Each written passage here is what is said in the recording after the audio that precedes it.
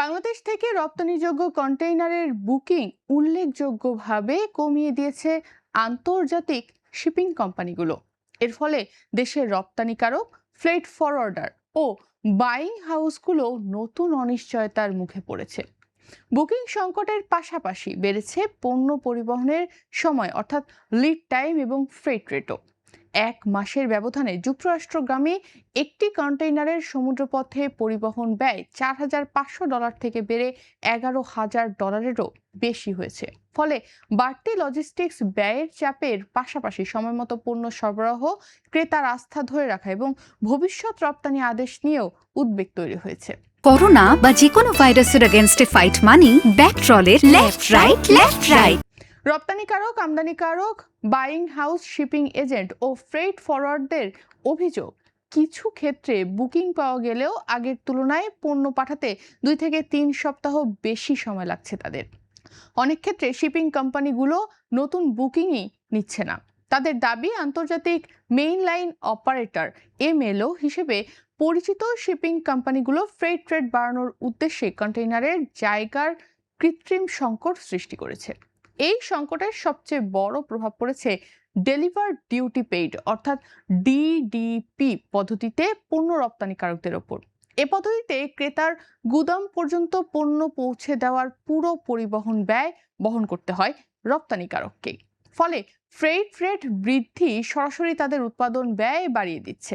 অন্যদিকে free onboard অর্থাৎ FOB পদ্ধতিতে রপ্তানি করা প্রতিষ্ঠানগুলো আপাতত তুলনামূলক কম চাপের মধ্যে রয়েছে, কারণ এক্ষেত্রে সমুদ্রপথে পরিবহন ব্যয় বহন করেন বিদেশি ক্রেতারা। তবে সংশ্লিষ্টরা বলছেন, সংকট দীর্ঘস্থায়ী হলে শেষ পর্যন্ত এফওবি রপ্তানিকারকদের ওপরও এর প্রভাব পড়বে। দেশের শীর্ষ পোশাক রপ্তানিকারক প্রতিষ্ঠান স্প্যারো গ্রুপের ব্যবস্থাপনা পরিচালক শোভন ইসলাম এ বিষয়ে গণমাধ্যমকে জানিয়েছেন, ডিডিপি পদ্ধতিতে পণ্য পাঠানো প্রায় সব রপ্তানিকারকই এখন সংকটে রয়েছে। যুক্তরাষ্ট্রগামী কন্টেইনার বুকিং পাওয়া কঠিন হয়ে পড়েছে। অনেক ক্ষেত্রে অতিরিক্ত ভাড়া দিয়েও বুকিং নিশ্চিত করতে হচ্ছে। এতে একদিকে সময় মতো পণ্য সরবরাহ ব্যাহত হচ্ছে, অন্যদিকে উৎপাদন ব্যয় বাড়ায় মুনাফা কমে যাচ্ছে। ভবিষ্যতে ক্রেতার আস্থা ও নতুন ক্রয়াদেশ পাওয়ার ক্ষেত্রেও নেতিবাচক প্রভাব পড়তে পারে।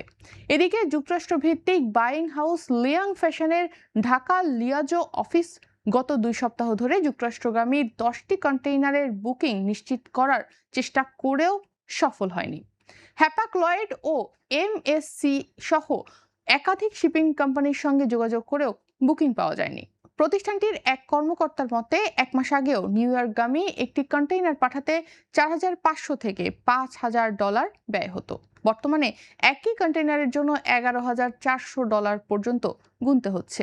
পাশাপাশি কন্টেইনারগুলো গন্তব্যে পৌঁছাতে 2 থেকে 3 সপ্তাহ অতিরিক্ত সময় লাগছে। এতে ক্রেতাদের কাছে সময়মতো পণ্য সরবরাহ করা কঠিন হয়ে পড়ছে এবং ভবিষ্যতের ক্রয়াদেশ হারানোর ঝুঁকিও বাড়ছে। একই চিত্র ইউরোপগামী চালানেও। কনভেয়ার লজিস্টিক্সের ব্যবস্থাপনা পরিচালক কবির আহমেদ এ বিষয়ে গণমাধ্যমকে জানিয়েছেন, 1 মাস আগেও জার্মানির হামবুর্গে একটি কন্টেইনার পাঠাতে যেখানে প্রায় $2,500 লাগত, এখন সেখানে প্রায় $6,000 ব্যয় হচ্ছে। শিল্প সংশ্লিষ্টদের অভিযোগ, আন্তর্জাতিক শিপিং কোম্পানিগুলো কৃত্রিমভাবে কন্টেইনারের জায়গার সংকট তৈরি করেছে। তাদের দাবি, বেশি ভাড়া আদায়ের জন্য বাংলাদেশ সহ কয়েকটি দেশ থেকে বুকিং কমিয়ে দেওয়া হয়েছে। তবে শিপিং কোম্পানিগুলো এই অভিযোগ অস্বীকার করেছে। এমএসসির এক ঊর্ধ্বতন কর্মকর্তা এ বিষয়ে গণমাধ্যমকে জানিয়েছেন, মধ্যপ্রাচ্য ও লোহিত সাগর অঞ্চলের সংঘাতের কারণে কিছু নৌপথে জাহাজ চলাচল ব্যাহত হয়েছে, ফলে জাহাজের সক্ষমতা কমে গেছে। একই সময় চীন থেকে রপ্তানি বেড়ে যাওয়ায় সেখানে বেশি কন্টেইনার বরাদ্দ দিতে হচ্ছে। এতে বাংলাদেশ সহ অন্য দেশগুলোর জন্য বুকিং কিছুটা কমে গেছে। হ্যাপাক্লয়েডের এক কর্মকর্তা এ বিষয়ে গণমাধ্যমকে বলছেন, বর্তমানে জাহাজে জায়গার সংকট রয়েছে, এ কারণেই অতিরিক্ত ফ্রেট নেওয়া হচ্ছে। শিল্প সংশ্লিষ্টদের মতে, বাংলাদেশ থেকে অধিকাংশ কন্টেইনার সরাসরি ইউরোপ বা যুক্তরাষ্ট্রে যায় না। প্রথমে ছোট ফিডার জাহাজে করে চট্টগ্রাম থেকে শ্রীলঙ্কার কলম্বো, মালয়েশিয়ার পোর্ট কেলাং বা সিঙ্গাপুরে নেওয়া হয়। পরে সেখান থেকে মাদার ভেসেলে করে গন্তব্যে পাঠানো হয়।